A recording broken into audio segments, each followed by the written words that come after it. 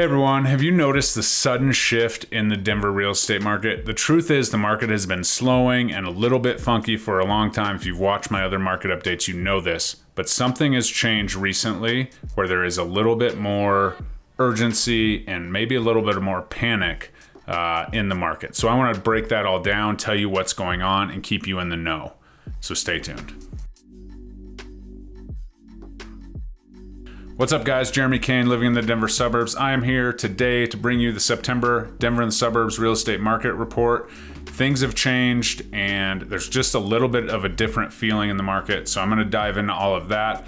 If you find this information helpful, please reach out if you have any questions, because we're gonna go into all sorts of things, talking about the economy, talking about the winners, because as you know, I always like finding those winners in the market, and we're gonna get right into it. So please like, comment, subscribe, and share this with anybody who might be interested in learning more about the Denver market.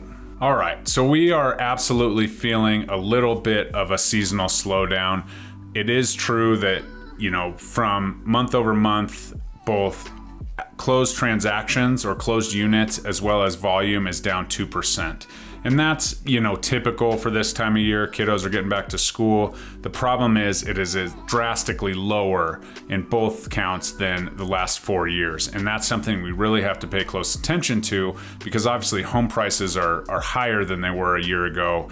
But, you know, to see that lacking volume is huge. And it really comes down to, you know, the lack of inventory, the high interest rates, which we'll talk about in a second. But understand there is a seasonality slowdown that happens, especially in this first month of school, and kind of tapers off as we go into the holidays, in which in Denver, typically, it's a pretty slow time. I've definitely sold homes in the December, November kind of time frame, but it's definitely slower market wide. So we have to understand and keep that in our minds that, okay, some of this is seasonal, but it just feels a little bit different, you know, as deals seem harder. And I was in a mastermind today talking about, you know, hey, we got under contract and we absolutely want to, you know, make sure we get to the closing table. And thank goodness we're finally under contract. And now I'm scared about the inspection or whatever that is.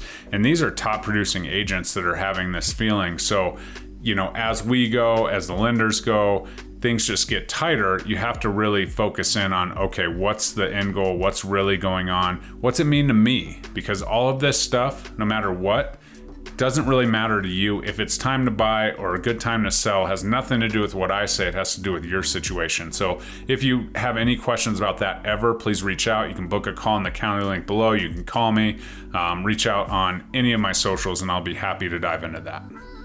So next, the curious case of why home, you know, sales have slowed. Well, you have to look at the inventory, and, you know, nothing is flipped. We're not in a buyer's market at all. The inventory is extremely lacking because of the low interest rates that we've experienced over the last 3 years.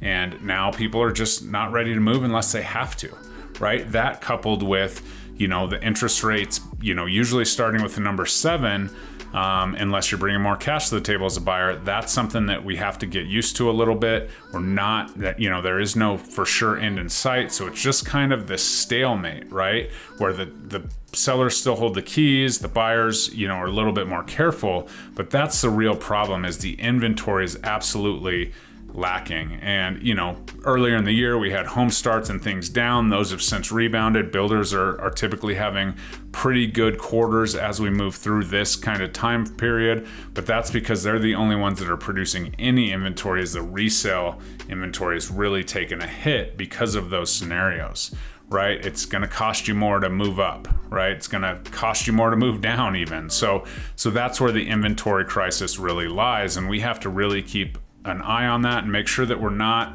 overlooking that fact that, you know, we can't have a buyer's market. We can't have a housing crash. We can't have any of that until the inventory far outdoes the demand. And we're just not seeing that because of those reasons, because of, you know, all the things that builders are facing, whether it's labor or, you know, materials or whatever. It's just a slower process. And so, you know, that coupled with people moving here, I saw, you know, Denver was still in the top 4 of people relocating to Denver, Colorado area. And so that's all stuff that's putting more demand in the market, although the demand is suppressed because 62% of the people are waiting until interest rates come down, but it's still there. Demand is still far outpacing the inventory, and that's why we've had this slowdown that isn't quite as sudden. It just feels like gridlock. Every deal feels like it's, manufactured, and you have to put it together and you have to keep it together and you have to, do all the things. Not saying that we're making deals and, putting people in place they're not supposed to, but it's just a harder process than it was. It's definitely not boom, boom, boom. We have all the contingencies, we have all that going on because the buyers just can't afford it because of those higher interest rates, right? They're being more picky on inspections. They have to have turnkey properties because the higher monthly costs, they're not able to, put any money towards fixing it up. So all these things are a problem, and something that, honestly, there's not a, super end in sight to the seller side of it, at least. And so as we continue and we understand, we have to look at the economic, stuff, what's going on with the Fed, what's going on with all of that. All of this relates to the interest rates, although not directly, it all kind of trickles down. And there's a reason that mortgage applications are down 6%. And here it is. The Fed is continuing to try and manufacture, basically a recession, right? They need inflation to come down. They need the job losses or, unemployment rate to be up. They need that core inflation below 2%, and they're going to do everything they possibly can to do it. Now, they do have 2 meetings coming up, September and November. Most people think they will not raise that Fed rate, which again is more short-term, doesn't directly impact the long-term mortgage rate. They don't think they're going to raise it in September, and only 35% of the people think they're going to raise it in November. And they're really just kind of waiting, right? The job unemployment numbers did jump up and, to an amount where typically from the base, if they're up 0.5%, people are like, okay, that's recession, we're good to go. You never know, right? What we do know is credit card debt passed $1 trillion. And we also know that the savings rate is down to 5.5% from a historical average of 8.8%. So what that means is that Americans are using credit and spending their savings in order to continue spending. And we need that consumer spending to slow down so that the Fed feels like they can focus on something else. They can focus on maybe, buying mortgage-backed securities again, or focusing on that bond market, which is where the interest rate will then be affected and come down a little bit, and not until then. So unfortunately, the interest rate thing is not a solution that I have for you. We don't know when that's going to happen. But when it does, we will definitely see a flood of demand to the market. As I mentioned, 62% of the buyers are kind of waiting, holding out, seeing what happens. And unfortunately, they're also in the mindset that, once that happens, they're going to be able to get into homes because the market's going to, crash or go down or, whatever. The truth is, we're still appreciating higher than we should be because there's no inventory. The demand is still outpacing the inventory, the supply. So that's that part. So until we get a hold on that piece and it, checks all the boxes for the Fed, they feel comfortable, they can start focusing on, the housing market, which is a key economic piece of their puzzle that they're basically ignoring right now because they're so focused on that inflation number. So until then, we don't really have an idea what the rates will do. I think, most lenders that I talk to think that they're kind of, topped out at least, but they're still high, and that number is much different than it was just 2 or 3 years ago. So if you waited, you're in this market right now, and that was absolutely not the key. And you weren't watching Living in the Denver Suburbs, where it's like, buy now. The rates are amazing. We may never see this again, but you missed that boat. So stick with me. We're going to still make sure we can find you a path to home ownership and the American dream. If you found this information helpful so far, please smash that subscribe button. I will have more videos breaking all of this down as it progresses. I partner with some of the very best people in the industry, and we always work to keep everything in the know, and we always make sure that you understand what's going on, because your situation is much more important than all of these numbers that I'm talking about, and we can't know that situation unless you reach out. So always comment, text me, whatever you got to do, reach out on socials, and I will absolutely dive into your situation and see what plan makes the most sense for you. So here we are, right? Jeremy Kane Homes, always looking for the winner in the market. So who is that winner right now? I've been saying it, it's the buyers. If you have the opportunity to purchase a home and it is affordable for you, you're comfortable, or maybe just, that mortgage payment's just, at the top of your comfort zone, that's where, the opportunity lies, because we can get you into a home. Obviously inventory is really tight, but sellers are also pricing their homes a little bit higher than they should. So there's two scenarios that are going on. Sellers are putting their house on the market for too much. They have too high of expectation and they're being very stingy, and buyers just can't get to that point. So they're sitting, right? But if they sit for long enough, you may have an opportunity to get concessions, get a rate buy down or something that will make that affordability maybe a little bit better for you and get into a home.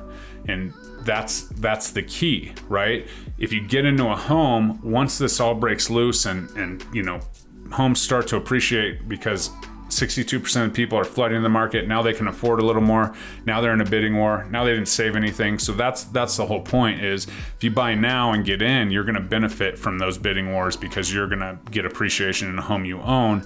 And if it gets to a low enough point, you can refinance. The interest rate is temporary, hopefully, but if not, it's a good thing, right? Because you're locked in. But the interest rate can be temporary. If it goes too low, then you can refinance.